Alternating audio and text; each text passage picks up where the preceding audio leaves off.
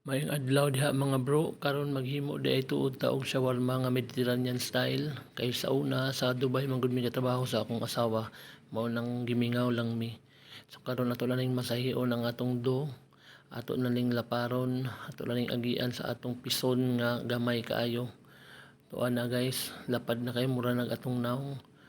Unya karon ato na ning isalang sa atong mahiwagang kalan, tuwa gibali na, paspasi kay kusog kayo atong kalayo.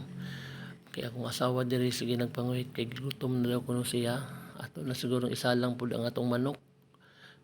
Ang atong marination ani guys kay Mediterranean style ni nga kay kari ang atong gibang butang. Unya karon hiwa-hiwaon na ni nato ug ato na dining asimbolon ang atong shawarma. Ato na nang butangan og mayonnaise, butangan nato og manok. Unya butangan sad nato nig pipino. Nya kulang ba ang shawarma guys kung wala pud na sibuyas ug kamatis. Tuod guys wala man kukuhon mo og cheese sauce ani, so ato na lang ning kudkuran og cheese ani karon.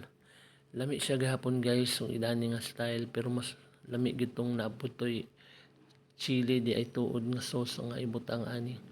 Sige ato na nang lukuton ang atong labakara ug ato dayong tilawan.